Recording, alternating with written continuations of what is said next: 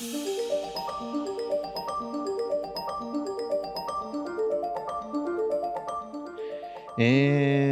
we're rolling. We're back in action. Let me get a little smoke here. Get the energy going. I'm rocking a denim jacket.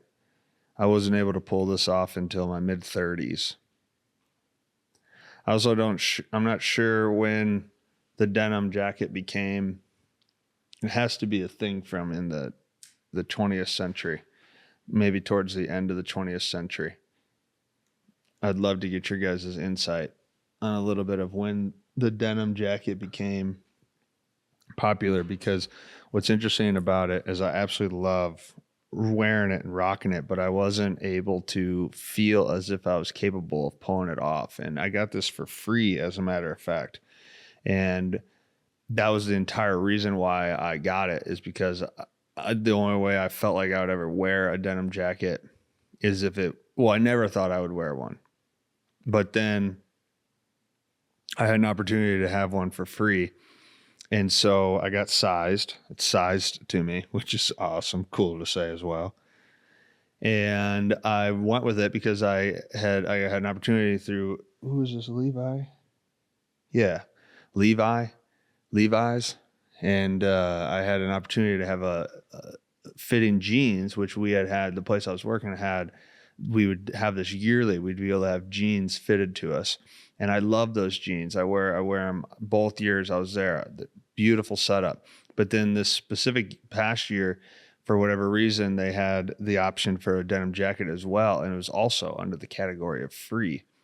So I went with it because I figured it's free. If I don't like it, I won't use it. And I don't wear it with a lot of things, but I have found it to be extremely beneficial for my ego and my confidence to be able to pull off and rock a denim jacket.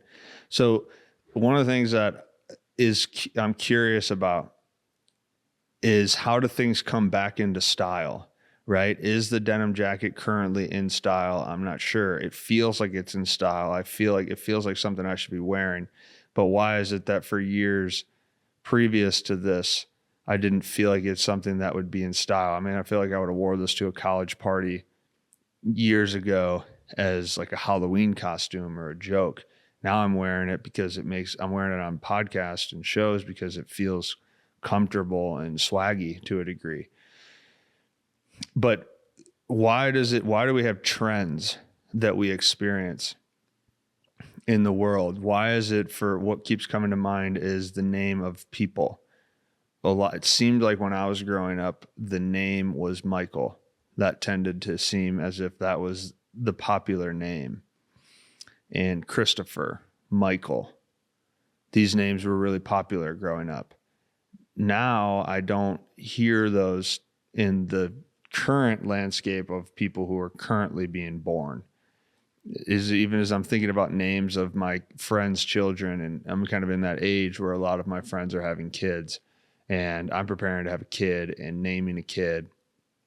And how is it that names come and go, right? Is it more so, what comes to mind as I think about that is the concept of, well, if I grew up with multiple Mikes and they're in the same 10-year generational gap, well, then eventually when they're all 25 to 35, the likelihood of these multiple Mikes naming their kids Mikes maybe is available, but how likely is it that they would just keep repeating these names? So is that what it is? Is it the passing down of names and finding out what that is? And that trend, I think, happens a lot in history with, an example I just used with denim. Is it coming back? And hairstyles, is it coming back? Where our languages, are they coming back? And I think, if you generate this up to large scale thinking, a lot of this comes into history repeating itself. And this is where I'm new to this thought. I would love to know what you think about history repeating itself. Is it something that is repeatable? And if it does repeat itself, why? I have a friend of mine, shout out Zach Parker. He sent me this book, I believe it's called Old Souls. and he does reincarnation work or past lives work. Sorry. Yeah. I think he goes under the vein of past lives is what he considers it. And he essentially is doing a hypnosis treatment where he's taking you into different past lives. And I'm somewhat familiar with the concepts of past lives. And I believe that goes under the umbrella of Hinduism. I think Buddhism goes into that lane. It's more Eastern thought, to my knowledge, that we've had past lives. We've done this before, and we're replaying things out. And if I'm accurate on my thought towards Buddhism was, we essentially have these opportunities to reach enlightenment, and we get chances at it. I think it's 7. You get 7 chances, which is, if it is 7 in Buddhism, that would make a connection to Christianity and things where the number of the sacred number is 7. So if you think of it as layers, or having 7 lives, or what is it? Cat has 9 lives. You kind of sit in that era of thinking of opportunities. And if we do have past lives, if I have been this before, if I've been on the planet before as a different person, or and being in a different culture, or having a different job experience, and I look forward to doing something with Zach at some point. So maybe I can revisit this with you guys. But if that is so, and I've been here before and I've done this already, and does that continue in my subconscious? And even though I'm having this experience right now currently with all of you, as if you are having with me and everybody else, we perceive this thing and we can track it through our social security or our birth certificates from birth to death when we were born. And we can obviously have our death date, and we potentially are not around for that, but people can see the day of our death. We have an obituary, we have these sort of things, but it's measurable through time. So it makes everything tangible from an individual's life from birth to death. But if past lives is available to all of us, and we're repeating these cycles, does that thinking, or does those experiences of history remain in our subconscious? And do we subconsciously repeat history? And so to us, we can't know that. We can't comprehend that as a thing that's occurring, because we can't see beyond the current consciousness in which we currently hold. So I can only tell you guys where I was born in this lifetime. Now, maybe I have some hypnosis experience that, or trance-like experience that brings me back to a past life, and I can remember something that I did 1,000 years ago and replay that to here. But when I'm thinking consciously, and I'm just talking through my intellect in the current moment, I can only share from the point of view in which I have, from what I've understood as real in my life. So to me, naturally, right now, I am really 35 years old. I'm a Caucasian male who grew up in Detroit, Michigan, and I've traveled around. I've grabbed a few degrees in college, played a little bit of professional sports, been a teacher, a coach, and these sort of things. And I can share my storyline with all of you consciously. So it's hard for me to feel like I would ever repeat history, because to me, everything has just been, each year is new. Each day is continuously new. And I can fall into my habitualness and my routines. And it'd be hard for me to comprehend so deeply of ever saying I've repeated long form history. However, I do know that most of my life, in patterns that I've not been able to break, typically things have returned the same result until I've been able to break a pattern. So I think about this with relationships, for instance, having the same result of a relationship, whether that's with a significant other or a former teammate or a former coach or former teacher or a friend. I think it's very easy for all of us to connect in the concept of, this always happens to me. And I know I'm guilty of saying that. I know most people I've met are guilty of saying that. We just feel, I've always done this. So is that a form of repeating history?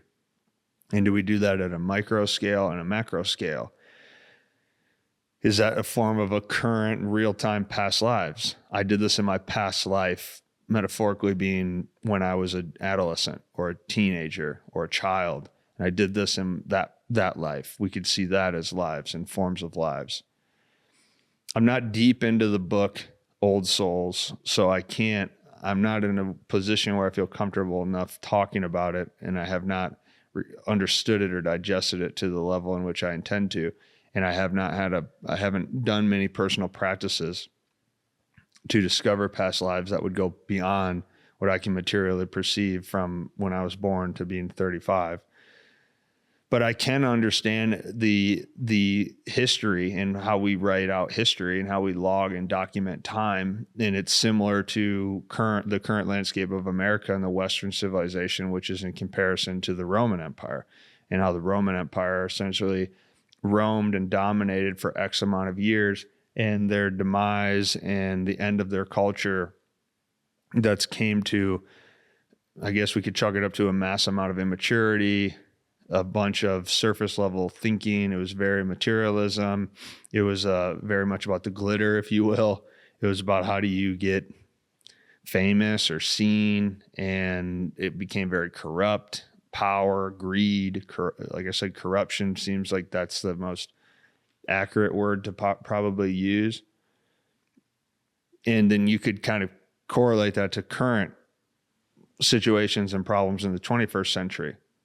And so, is this just a repetitive nature of humankind? Do we just repeat things? Was the denim jacket, is it always here to stay, and we just have flavors of generational taste that makes us want to wear it again, and we find things that are now once again, does it come back to us?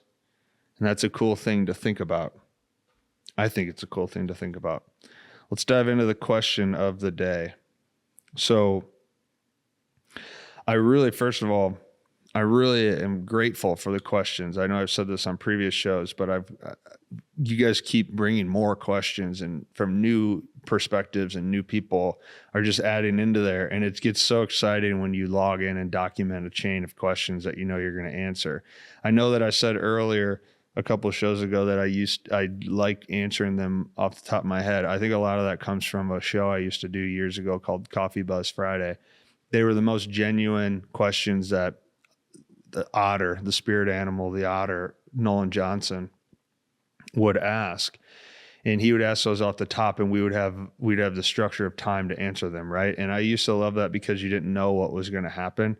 But I don't think that's feasible for me anymore in the way in which I'm receiving you guys' questions, because I'm inevitably seeing them, and I have to write them down so I can read them off to you guys. And so it is giving me time to think before getting onto a show and being able to talk through it. But I don't think that's bad. I try to spend minimal time with it, but I just don't think I'm going to avoid that. And I was trying to forecast the future of this to be incredibly organic question answering. But I'm trying to save my answer through words, at least for these recordings. So here's what the question that I picked out today from you guys. So what's the biggest surprise you have had during your experience becoming an author? So the biggest surprise you have had during your experience becoming an author. What's the biggest surprise I've had during my experience becoming an author? Well, I have to take us back to history, and I have to go to a time in my life that I frequently visit in my memory. Because when I was a young kid, when I was in grade school, I came in fourth grade. From what I remember, I was in a kind of a learning disability course in second and third grade. And then when I got into fourth grade, from what I can understand, is one of the things that they got me back in connected me with the students back then was they wanted me to go out and create my own assignments, and I would pick a topic, and I was super into history, matter of fact. And I was into wars. I was into the history of wars and battle between countries and people and how that came about, even at a really early young age. And so in fourth grade, I used to pick a war. It was usually one of the world wars or the Civil War. I was really fascinated with the Civil War. And I would go out and study that for a few weeks. And then my assignment was to present to the class at the end of the month what I had learned from the war and tell a story. Looking back at it, the reason why I visit it often in my memory is because it's crazy to me how relevant that is to me now, almost 30 years later, because I do that now I'm doing that right now. I study topics I'm curious about. I try to articulate it through my perspective, my understanding, with as much accuracy as I possibly can. And I like telling stories. I think a lot of my storytelling love comes from my father. He's a storyteller. My grandpa, from what I remember, was a storyteller. So I think that a lot of our stuff genetically does exist in how we were influenced and experienced childhood and who was influencing us. I was influenced by storytellers. I grew up, my dad was in the newspaper, so I grew up as a paper boy. So I was exposed to news and stories through that form and people who wrote stories, journalists and those sort of things. But this thing that stands out to me aggressively in fourth grade was I would always be nervous to present to the class, but the euphoric feeling I felt afterwards was such a high because I enjoyed telling stories of things that I was interested in researching and diving into. And I was so grateful, and I'm grateful now. I was so fortunate then to be offered that opportunity to do that in fourth grade. Fast forward. In college, as I'd mentioned, my dad, who was in newspapers, as an internship, and at the end of my college degree at Central Michigan, I took an internship with the Mount Pleasant Morning Sun, and I was able to I interviewed high school football player. I did the fall. I would interview high school athletes. I think I might have done some other sports, but I just remember football specifically. And I would interview the players of the game. I'd go back to the newspaper at night on Friday night, and I would write up my review. It was me and one guy. I think I remember his name, but I don't want to butcher it, so I'm going to just keep moving. It was me and one guy on a Friday night in college as a college kid, and we would sit alone, essentially, in this dark newspaper when everyone was at home until I think we had to have it done by midnight because it came out on Saturday morning for the Saturday morning newspaper. I don't remember. We had a deadline every Friday, and we would write as fast as we could from the research that we did on the games that we were at. And he was I was an intern. He was a full-time writer and journalist. So he would have way more stories than me to cover. And he just got after it. But for me, he'd always give me a few, excuse me. He would give me a few to work on, and I would print it, and I'd get my name in the paper from printing those articles. And I used to think that was so cool to me. And I always felt like that would make my dad proud. So it was always moments that made me feel very connected to publishing work and trying to be as accurate and well-spoken about the people and communicating to them so that you always, at least and I think this is fair to say for that industry in general, but for me, I used to even in college as a college kid, it meant a lot to me to think that kid or those kids or whoever I was interviewing, their families would cut out those columns and put them on the fridge. That was so meaningful to me of the potential of my words being on people's fridges or people having coffee with their families in the morning and quietly reading the newspaper and reading what I wrote. So I know it was minimal for what I was doing, but I took a lot of pride in writing as best as I possibly could because I felt like it would mean a lot to people. Now, years go on from there, I start podcasting and I start interviewing people, and I felt very similar there. I felt I wanted to do it justice to listen to the guest and produce a good show for them so that they could have that in their archives forever. It felt the same connection. It felt very meaningful. And so why am I sharing all these things? Because I think my love of becoming an author was always the most intimidating. Becoming an author that wrote in large form, right? It's easy to interview somebody on a podcast and just ask questions and then sit back and kind of let them take the show. So it's a lot easier than this because I am the show in these solo episodes. So I'm the one that controls the pace and the rhythm And these questions that you guys ask, they prompt me, which is why it's so meaningful, because it gives me material to have conversation into the microphone. But it's easier when you're interviewing somebody, obviously. Same thing when you're interviewing someone and writing a column on them, because you kind of prep your questions more on that. But when you ask them a question, they're going to take the show. You're just trying to share their words, first of all, accurately, true, and authentically. But you're also trying to write about them in a way that makes them positive and makes them feel good and create meaning for them and their families. And I think that's being an author. In my opinion, it encapsulates everything I just shared.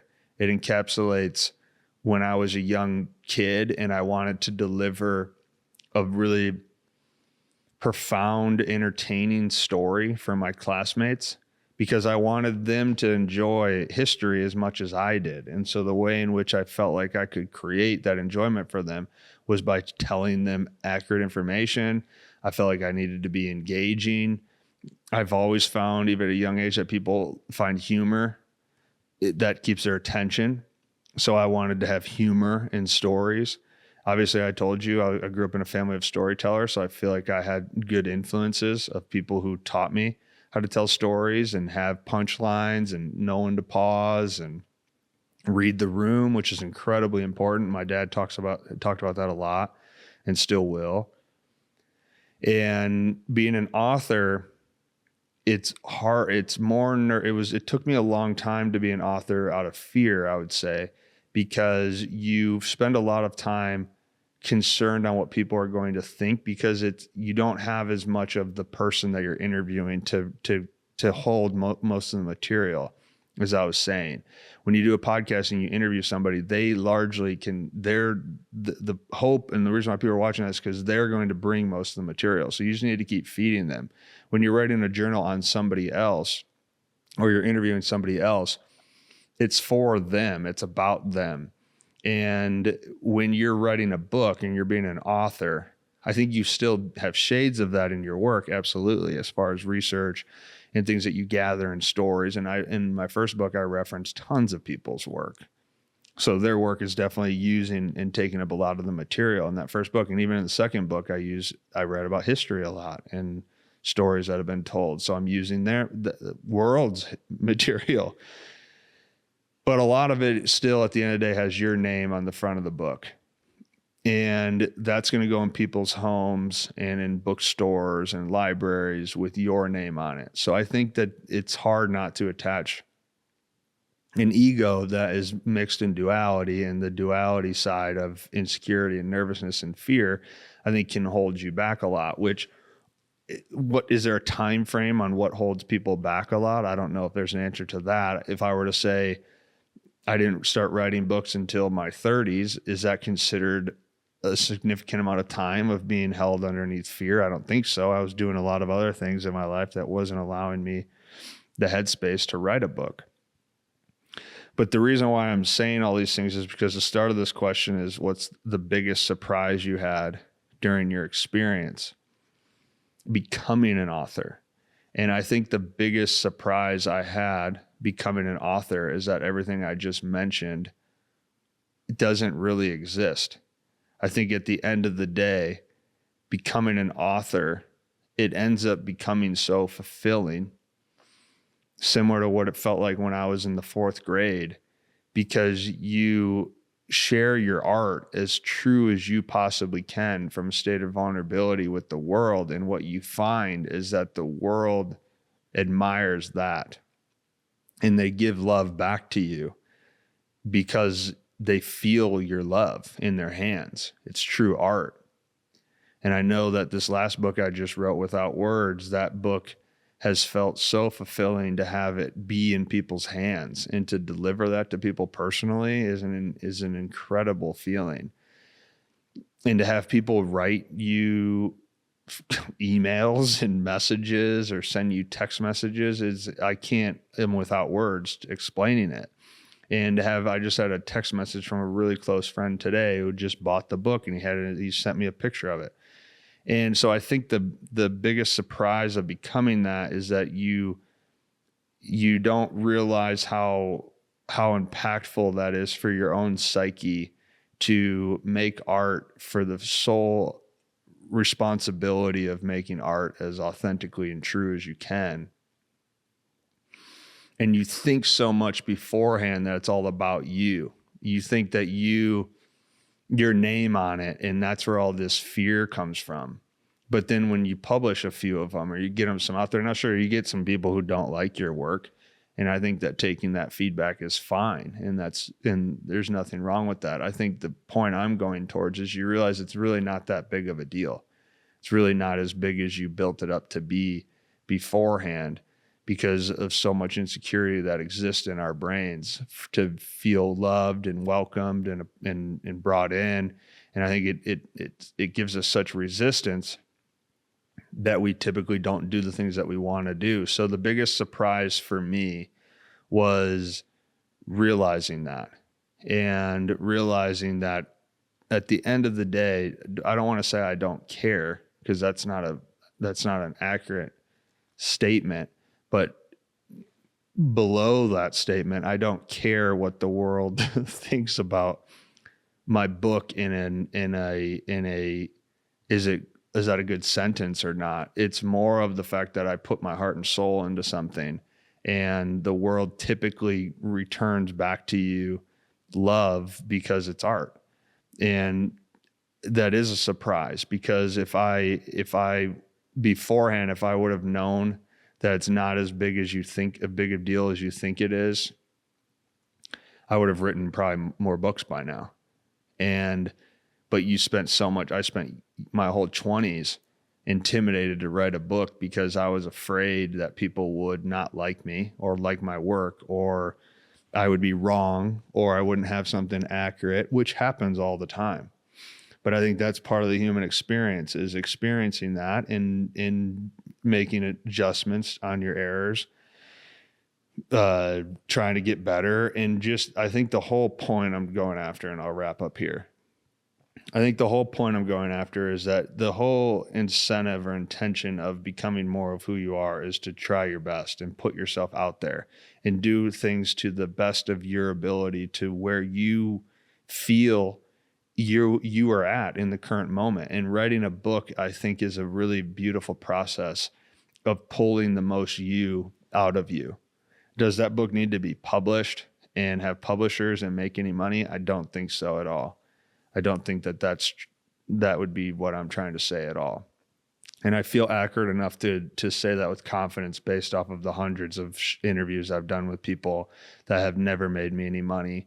And even my books, it's not like that blew up the charts. And I think that they're on the way. And I think that this last one is going to continue to have success, and I'll write more books. I'll have success. But I think you learn over time that that's not necessarily the point. I think the biggest surprise is that you find more of who you are. And that does come off as a surprise in pursuits. And I think that's similar to someone who runs a marathon, or somebody who creates a business, or someone who's about to have a baby. You learn more about yourself in it. And that is the surprise. But usually these resistance points that keep us from doing anything, it lives in our ego.